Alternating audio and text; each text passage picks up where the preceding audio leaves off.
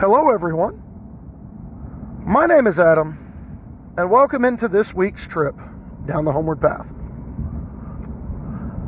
Before we get into things, I've got a few questions. Are you a fan of Magic the Gathering? Presumably so, since you're here listening to a podcast about it, but, what do I know? But is there something else in your life that takes precedence? Keeps you away from your magical aspirations?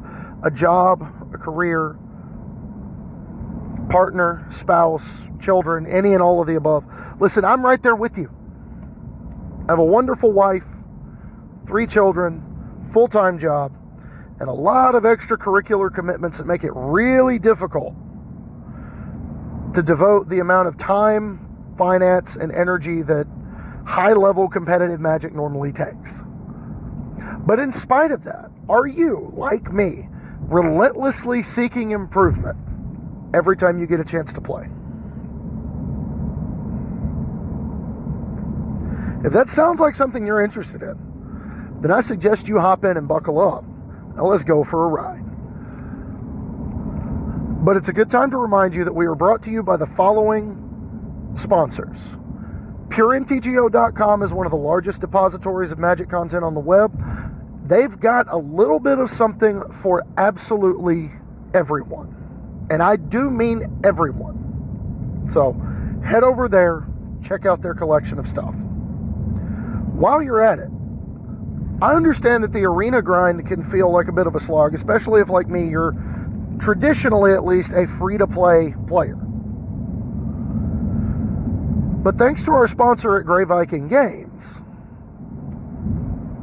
you don't have to wander the wilderness in search of your glory on your own. You can head over there and find access to pre-release codes, single pack codes, cosmetics, promo packs, card sleeves, any and all of the above. So go and find your glory at greyvikinggames.com. And if you want to support this show in a much more direct fashion, don't forget to head over to patreon.com/HomewardPathMTG. This show is always going to be free, but if you like what we're doing enough to help us keep doing it, go over, become a patron, and take advantage of your rewards. And if you've got questions, comments, or concerns about the show, or you just want to talk, you can find me on Twitter. I'm at HomewardPathMTG. You can find me on Facebook. My name is Adam Spain, like the country. Yes, I got picked on about that for most of my life. And you can join the conversation in the Facebook group, the Homeward Pathfinders. So, head over, check all that stuff out while you continue to listen on the Homeward Path. Hope everyone had a good week. We've got an announcement before we dive in today. So for those of you who don't know, my oldest child has a plethora of medical issues stemming all the way back to birth. And we've got a particularly difficult summer going on right now. And as a result, we needed some help. We ended up doing some fundraising. I've been baking things for people at work to buy, and we did a fundraiser dinner at a local restaurant, but it didn't amount to anywhere near enough. And that's when a good friend of mine, friend of the show, guest co-host on one occasion at least, decided to step up. So, if you're a Magic player in the greater West Tennessee area, including all of the bordering states, I don't want to make anybody drive, 6 hours out of their way just to come do this, but if that's what you want to do, I guess do you. If you want to earn your chance at a box of Ultimate Masters in a paper Magic tournament, mark your calendar, July 31st at 11 a.m., Scottish Inn in Jackson, Tennessee. We're going to be hosting a benefit dinner honoring my daughter. The proceeds from this event are going to go to her medical fund.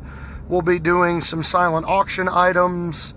More than likely, I will be baking another couple of rounds of sweets for people to munch on over the course of the event if they're interested. And we may or may not have some very special, very creative items up in silent auction. I don't know for sure yet.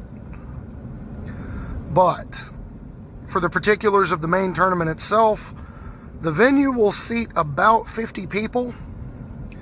And before we dive any further, if you plan on coming to this, I want you to know something very important. We are going to be requiring masks for this event. For two reasons. One, there's the possibility that Esther will be there to see all the people who came out to support her. But more importantly, whether she is or is not there, I can't risk bringing something home to her if I can help it. So bear that in mind, please. Masks will be required, not requested, required. So have that in your mind before you leave the house and make the drive over. And if that's not something you can get past, please just don't show up. Having said that, the specifics for the tournament itself, entry fee is going to be $30. Price structure is first place wins a box of Ultimate Masters with box topper. Second place wins 12 packs of Time Spiral Remastered. Third and fourth win 6 packs each of Time Spiral Remastered. And then fifth through eighth win 3 packs each of Time Spiral Remastered. The number of Swiss rounds will be dependent upon the number of participants.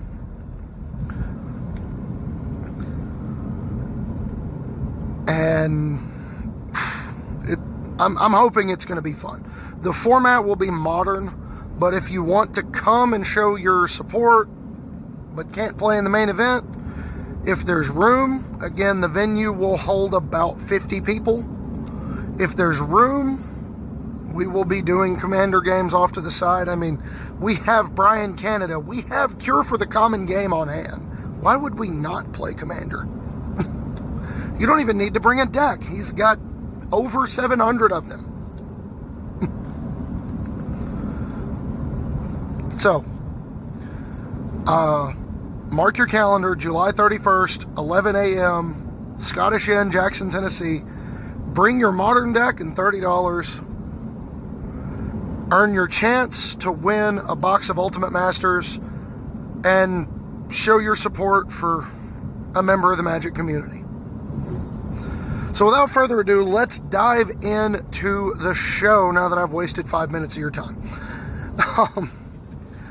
Segment 1 is Budget Spotlight, where we're covering an uncommon, a rare, a mythic, and a commander-oriented card that I think are worth more than the price they currently command. And our uncommon this week is Griffin Airy. Griffin Airy is 1 and a white for an enchantment. At the beginning of your end step, if you gain 3 or more life this turn, create a 2/2 Griffin token with flying. So it's a cheap payoff card for dedicated life gain. It functions as sort of an opposite lightning bolt. Instead of trading a card to deal 3 damage, you're trading a card that gains life in order to generate something that will deal damage. And then if that card that gains life also does something else, you may get a little bit ahead. You know, that's the basic philosophy as to why you would want to play this card. But the combination of its prohibitively low price combined with synergy with cards like Luris, because it's a 2-mana spell, the fact that it's a 2-mana spell so it can sneak in under a lot of counter magic, especially on the play, and make your opponent think twice about countering something as mopey as a Revitalize, because they don't want to give you a free 2/2. there's some real value to be had there. And that card clocks in at a whopping 25 cents a copy. We've done worse than that before on this show, at the uncommon slot, several times. So if gaining life is what you like to do, and you like to do it in chunks of 3, Griffin Aries got your hookup. Next on the list, our rare is Faceless Haven. A rare land from Kaldheim, and I am genuinely shocked to have this in Budget Spotlight. Just objectively speaking, genuinely surprised to have this available for Budget Spotlight. I didn't think it was cheap enough to be here. Faceless Haven is a land from Kaldheim. Taps for colorless, or you can pay. It's a snow land from Kaldheim. I need to specify that. But you can pay 3 snow, and for those of you who don't know how that works, the snow symbol is kind of like the old generic symbol. It can be any color of mana, but it has to come from a snow source. It has to be mana generated by a snow permanent. But you can pay 3 snow, and Faceless Haven will become a 4/3 creature with all creature types until end of turn.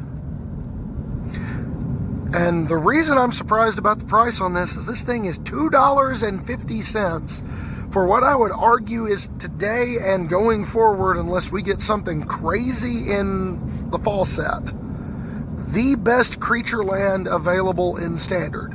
And I know we just got a handful of them in Adventures in the Forgotten Realms. I don't care. This thing's better. It's generic. You know, the deck building cost to this is to play snow cards. And price tag wise, it really should come with the additional caveat of having to buy your snow lands, but they're a whole lot cheaper than they used to be too. I can remember when snow covered lands were like $3, $4, $5 a piece, and now they're down to 50 cents because of the plethora of reprints in a lot of different art styles and card frames that make them a lot more accessible than they used to be. It's also, not for nothing, part of a standard legal method of putting Platinum Angel's text on a land.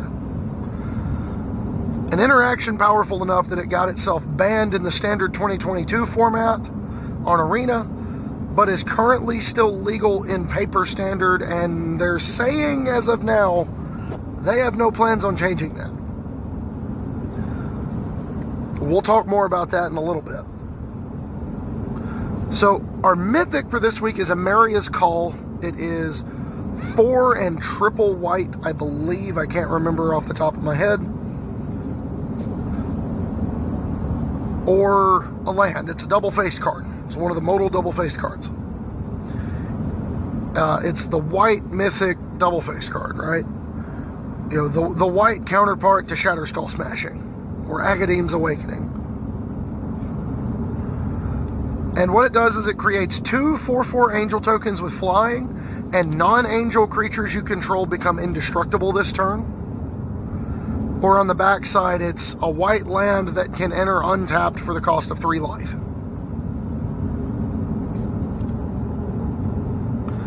This represents both a fantastic way to close out a game and a land drop to help you cast the other ones. And that's the thing about these double-face cards. They're either really good early because they're extra land drops without having to play a whole bunch of always lands in your deck, or they represent a way to help mitigate mana flood where playing a land in that same slot would be rough. And not for nothing, but it's also one of those things.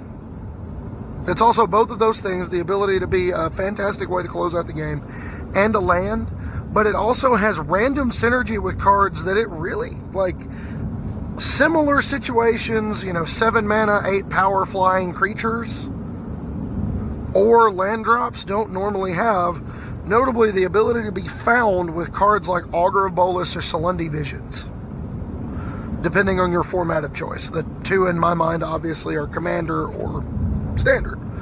the fact that you can find this with Salundi Visions, both as a threat to close out the game and as potentially a land drop. Like, Salundi Visions for an untapped land drop is kind of massive sometimes. So just the ability to find this in a situation where you need either half of it off of something that would not normally be able to find it is really cool. And it's also among the cheapest of these cards with a price tag at $3. And then last but not least, our commander-focused card is Well of Lost Dreams. Well of Lost Dreams is, I believe, a 4-mana artifact. Whenever you gain life, you can pay X mana, where X is equal to or less than the amount of life you gained if you do draw X cards. This is one of the few ways that exists in Magic to directly translate life gain into cards. The only other one that comes to my mind is Dawn of Hope. And this clocks in at a much more efficient rate than Dawn of Hope.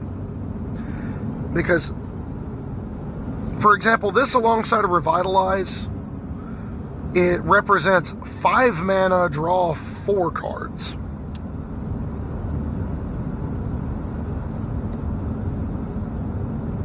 Because you pay the two mana for Revitalize, draw a card, gain 3 life. Well triggers, you pay 3 mana, draw 3 more cards. That's a pretty solid deal. We've been willing to do that before. Those of you who remember Ravkami 9 Standard, you remember Tidings being one of the powerful ways to tap out and dominate the game. 5 mana, draw 4. It's what this potentially represents. It's also nice as sort of a way to kick your small creatures or your life gain spells in order to draw extra cards out of them. You know, you have a Soul Warden on the field, or an Essence Warden, or a Soul's Attendant, or an Ajani's Presence, or any of the other myriad of ways to gain 1 life when a creature enters the battlefield. And you play a creature, and you get to pay 1 extra mana, and instead of extorting and draining everybody for 1 and gaining life, you can just draw cards and play more creatures, which in turn allows you to gain more life, which in turn allows you to draw more cards, and you just keep ripping through your deck. It's one of the few ways out there that directly translates life gain into a tangible, usable resource for gameplay. And I'm here for it. And again, the price tag on Well of Lost Dreams is $3. $3. I'm talking, play a tap land that gains a life, one of the refuges or one of the Khans of Tarkir tap lands. You know, play a Bloodfell Caves, gain a life, draw a card by paying 1 mana. That's really good. But with that in mind, because of the nature of this week's episode, I'm not doing a Brew of the Week. Instead, because the reason I'm not doing a Brew of the Week is because we're profiling a standard legal archetype from where it used to be back in the day to where it is now, and why I wanted to talk about it. So, life gain as a dedicated strategy, it used to be bad. Because why on earth, you know, in a matchup between mono red and a life gain deck, dedicated, like, all I want to do is keep my life total high and try to exhaust you and eventually play a big creature and win that way, right? We've seen examples of these decks over the years. Martyrtron comes to mind. The various forms of Martyr Proclamation, the I'm trying, I can't, my brain's not functioning there. There weren't clear-cut synergies, there weren't payoffs that were really massive other than having a high life total that made you hard to kill. You know, Firemane Angel decks. I could go on this for a little bit trying to think of cards that I tried to build around in my time. But there weren't clear-cut synergies for why you would want to do this. There's no clear signpost that says, hey, you should gain life because if you do, you get to do this. So it got to a point where just using whole cards to keep your life total high was just really a way to die on turn 6 instead of turn 4. I.e., you'd gain some life to try to stave off the beatdown the aggro deck was giving you, but then you would inevitably flood out, not be able to gain life, and they would bash your face in. Like, incidental life gain was fine and helped steal back tempo and aggressive matchups, but as a dedicated strategy, like, I want to gain life as a theme, it was never really a competitive option. You know, incidental life gain from things like Absorb or Lightning Helix, for example, were great. You know, Lightning Helix, kill your 3/3, gain 3 life was a really good way to set the aggro deck back in its heyday in Standard. You know, counter your curve topping Haymaker and gain 3 life is a really good way to steal some tempo back to this day in Historic.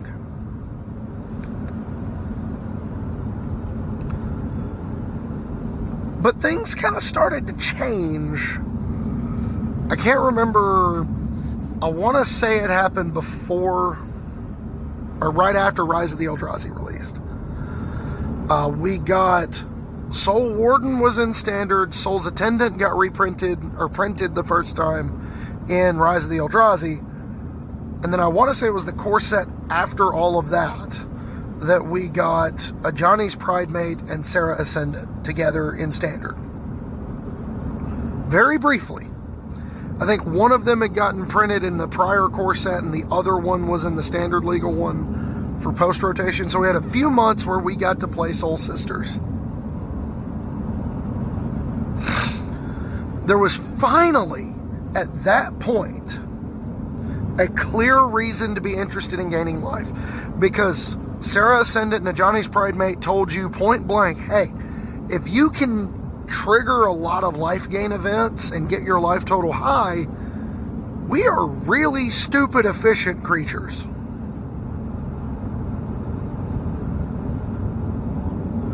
Like, Sarah Ascendant became a 1-mana 6/6 flying lifelink.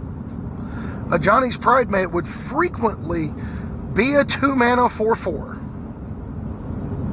Or a 2-mana 6/6 in some games. Just an obnoxiously large creature for its mana cost. And that got a lot of people interested in trying to rethink where the life gain deck was. Well, from then on, Wizards of the Coast has been gradually adding little bits, little nuggets of support here and there. We've seen it bleed into other colors. We had black cards in one of the core sets that cared about gaining life. We had additional triggers for life gain over the course of the years. Cards like Authority of the Consuls, cards like Blind Obedience, the entire Extort mechanic, just a litany of ways to incidentally gain little packets of life. And then most recently they started doing a really good job actually translating life gain into card advantage. Dawn of Hope in Guilds of Ravnica was a clear example. For every life gain event you get, you can pay 2 mana and draw a card, and you can spend mana if you start to flood out to make 1/1 lifelinkers, which should, in theory, be able to chump block, giving you a life gain event, allowing you to draw again and try to get out of the flood. Griffin Airy and then the most recent Book of Exalted Deeds give you a clearly defined, grindy, long game win condition, where if you get to sit these things on the table and you just trigger a handful of life gain events over the course of the game, they can bury you if you don't do anything about it.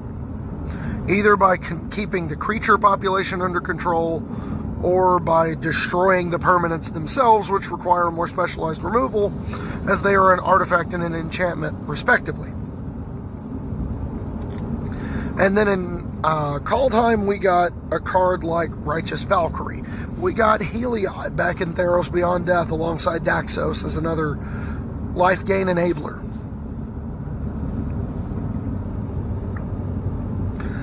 Righteous Valkyrie, Heliod, Daxos, these cards allow you to take a more proactive edge, where if you can get your life total high enough, fast enough, instead of saying the Sarah Ascendant line where Righteous Valkyrie says, I'll get big, Righteous Valkyrie says, no, everybody gets big. It's the most glorious of glorious anthems when Righteous Valkyrie procs. And now, most importantly, at least in Standard, not the Standard 2022 format on Arena, but regular Standard, we have the Book of Exalted Deeds plus Faceless Haven combo that allows a dedicated life gain deck to win games that it normally would get kind of bodied by.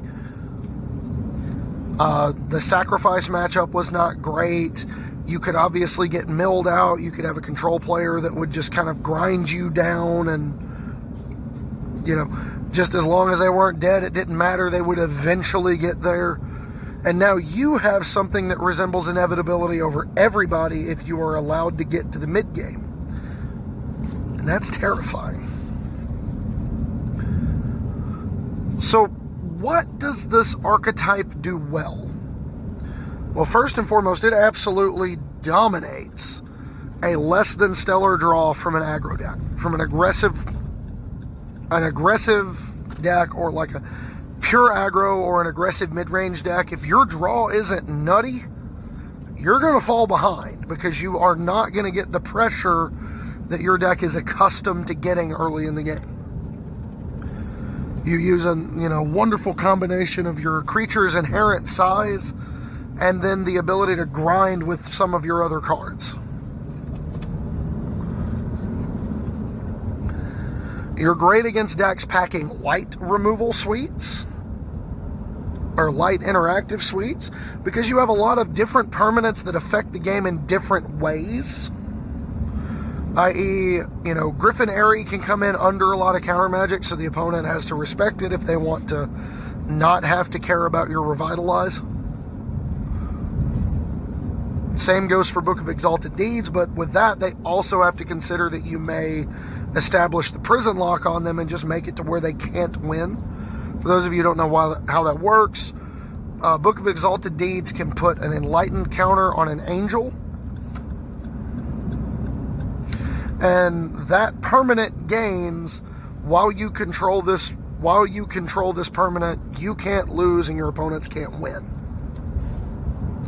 So, in conjunction with Faceless Haven, which is all creature types when you animate it, it's pretty strong. So your opponent has to respect the possibility that it can take over the game two different ways at the same time. By making your opponent leave up some sort of an interactive element for the Faceless Haven when you animate it, and they have to respect the fact that every time you cast a Revitalize, you get another 3/3. Or every time you use Heliod to make a creature gain lifelink until end of turn, and it punches you for 3, you get another 3/3.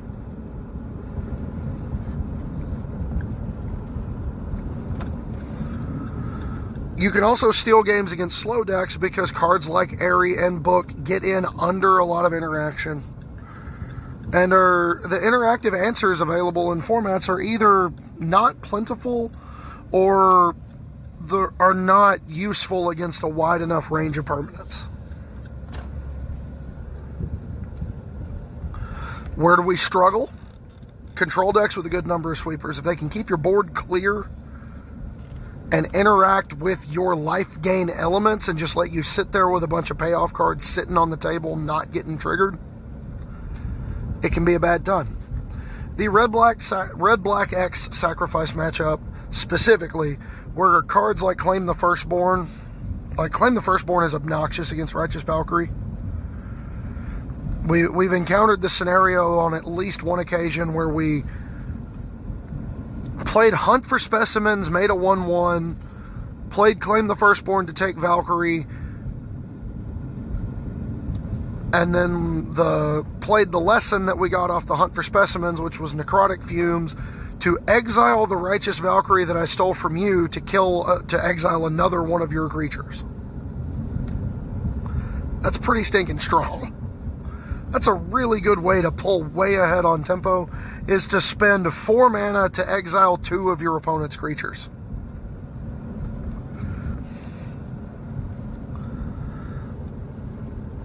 Decks that don't stumble while beating you down can also be difficult for you to beat reliably, because in particular the standard version, Righteous Valkyrie depends on getting your life total high.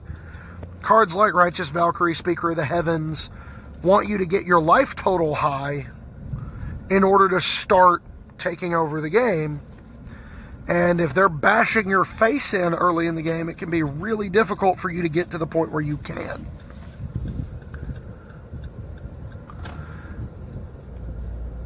And then last but not least, what I call the typical engine deck problems, where you just draw the wrong half of your deck at the wrong time.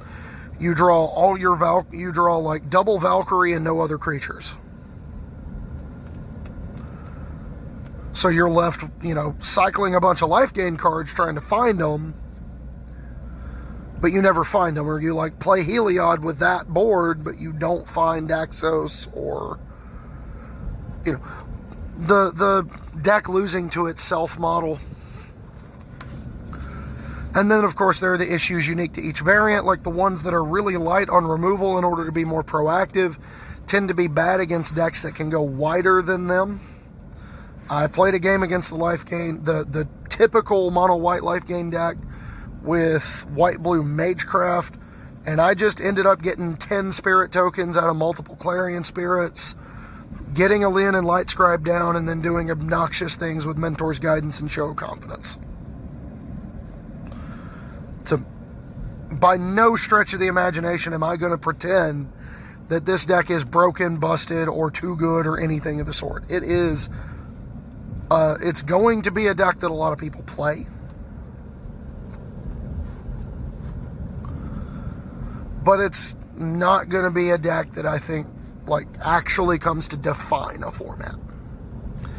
So what are the variants? The popular ones, you have the classic mono white mid-range, where you're just trying to play big dumb creatures.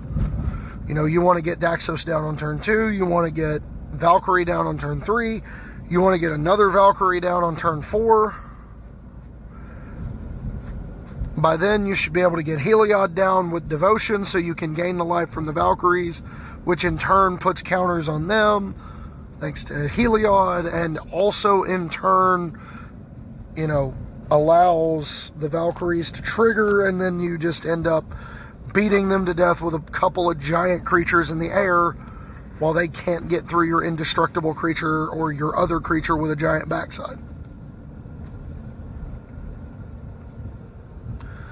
There's also the mono white prison variant, which eschews a lot of the kind of gimmicky pieces of the deck, and instead focuses on the book Haven combo alongside cards like Revitalize and Mazemind Tome. And then we'll use Griffin Airy and Book to dominate the board until such time that you give them an opening to execute the Book Haven combo and kill you, and make it to where you can't win if you can't destroy a land. And last but not least is that a spin-off of that same variant being Black-White Prison, which is the same thing but with removal spells and or disruption. I mean, from a baseline standpoint, it's the same deck, but there's also black-white versions of the mid-range version, splash colors in to help try to fill some of the gaps. It happens. My favorite variant that I've seen is the one that just got the combo banned in Standard 2022, which is to just play Book of Exalted Deeds and Revitalize and Maze Mind Tome in your blue-white control deck. Your deck building cost is 0. You already want to play Dream Trawler. You already want to play Book of Meletus. You already want to play Maze Mind Tome and a bunch of board sweepers and counter magic. Now you get the ability to play for the actual inevitability, and that's something the blue-white control's always been really interested in. So similar to when we did the same thing with the Felidar Guardian Saheeli Rai combo, we're going to do the same thing with this. The idea being,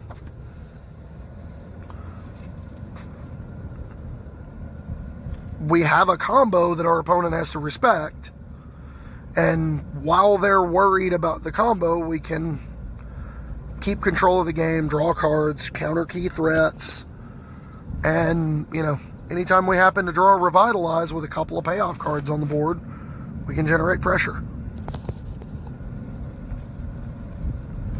So, as for fighting the deck, don't skimp on removal if you've got room, because it can be really frustrating to lose to this deck just because you didn't interact with it. Like, you couldn't race it, you know, your draw was a little substandard, your deck doesn't play a lot of removal, and you just don't have it. Like, you just can't kill the Valkyrie before it procs and their whole team gets too big for you to kill. If you don't have much room, aim more for versatile interaction, especially in Best of 1. This is going to be a deck we see a lot in Best of 1 because of how difficult it is to fight with traditional lines of removal. Like, if your deck is playing cards like Frostbite and, just generally speaking, cheap removal that is really cheap removal that's really specialized towards not falling too far behind a regular aggro decks, you're gonna have a bad time. Like, staring at a hand of Blood Chief's Thirsts, looking at 2 Righteous Valkyries feels kind of rough. Or, you know, staring at a Heliod that you can't kill because you don't have a way to exile creatures, and you don't have a way to get enough white pips off the board to turn it off. Like, it's rough. Or staring at Heartless Act when your opponent puts counters on their creatures with Heliod. It is rough. And then if you can support it, Field of Ruin is currently legal in Standard because it can destroy the Haven. Or it's currently a good Standard legal option, I should rephrase that. Because it can destroy Haven at a mana neutral, or at least at a land neutral amount. You spend 1 land to destroy their land, and then you both get another one. But if you're destroying a Faceless Haven with an Enlightened counter on it, it really doesn't matter.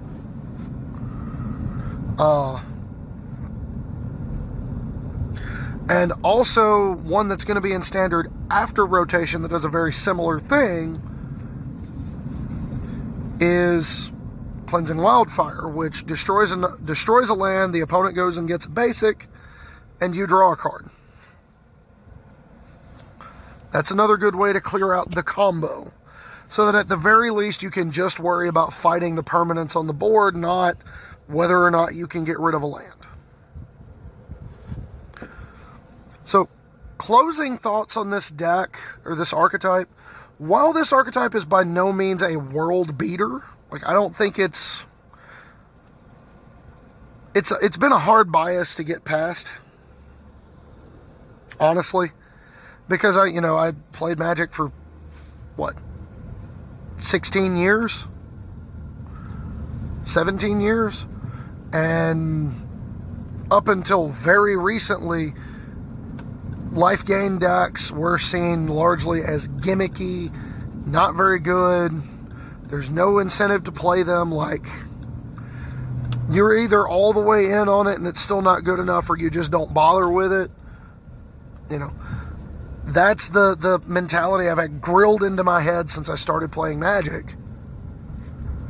And now this one's like pretty good. It's not great. It's pretty good. Especially in best of one, where you are, by nature of the format, going to run into it more often. One, because it's a little more difficult to interact with than your regular aggro and mid-range decks, but more importantly, there's a lot of aggro decks in best of one. And if their draw is less than perfect and your draw is good, you get to beat up on aggro decks. You just get to throw them out back and take their lunch money. So I can understand the appeal, I guess, is my perspective.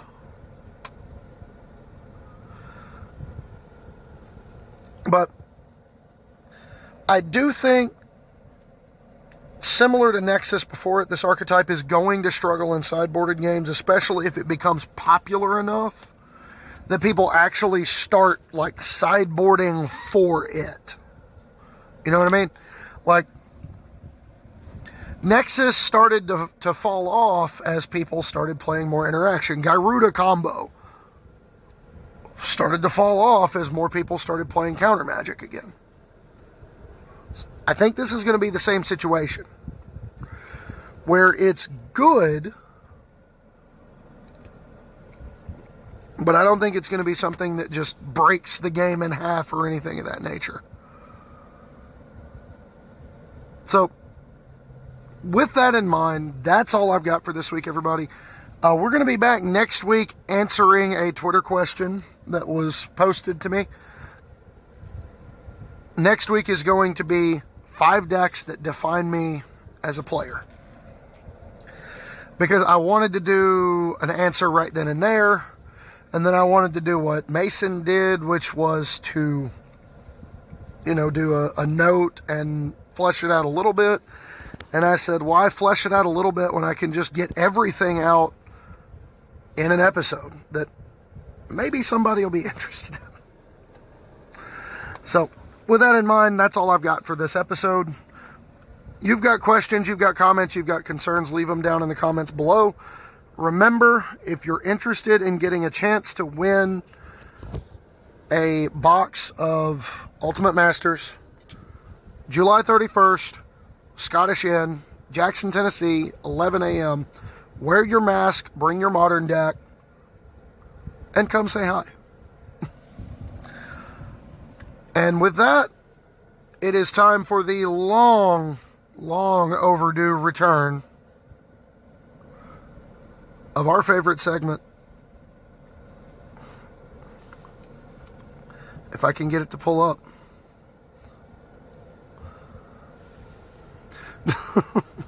Technology, am I right? Especially when you're sitting in the driveway.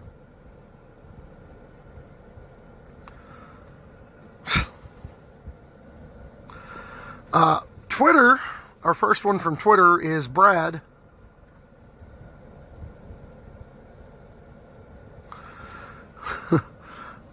Are you holding a Wheel of Fortune? Why? Do you need a hand?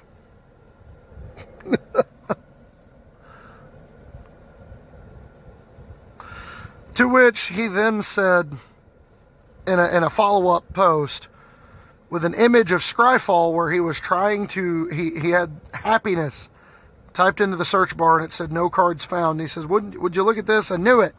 Happiness just isn't in the cards for me. Brad. Shame. Not really. We love you, Brad. Now let's get the Discord ones pulled up because Brad is trying to accidentally become a secondary co-host on this show. First of all, in the Easy Game Media Discord, let's find it. Here they are.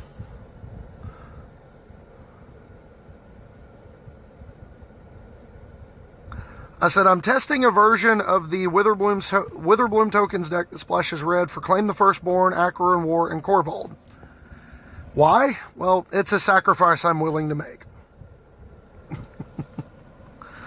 Spencer says, why do Pauper players get along? It's because we have a lot in common. And the last one in the Heezy Discord A buddy of mine planned on building slivers, so I jumped online and found him the Premium Deck Series bundle to get him started. You know, just so I could foil his plans.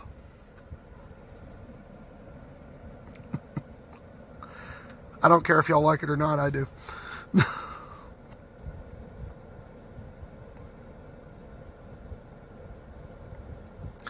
And last but not least, we have a section of them from Brad. I have 3 more. John Avon must be a mono blue player because he sure loves to draw islands. It's funny because I play all John Avon islands when I play a mono blue deck. It's a fun nugget for everybody. He also goes on to say there's a new horror movie coming out set on Meriden. It's directed by M. Night Shyamalan. I guess we could call Affinity coming back a heck of a plot twist, so it kind of works that way. And last but not least, Brad said, I thought about writing some fan fiction based on Tarkir. I don't know if it'll be good, though. It has its pros and cons.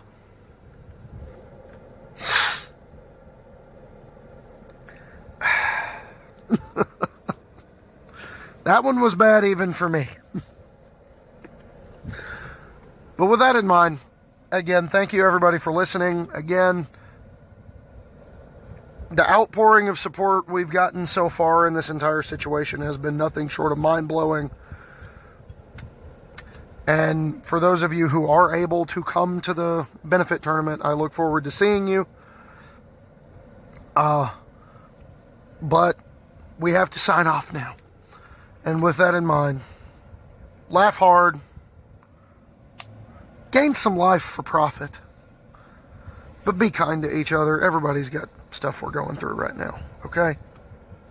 We'll catch you next week. 5 decks that define me. Be safe, everybody.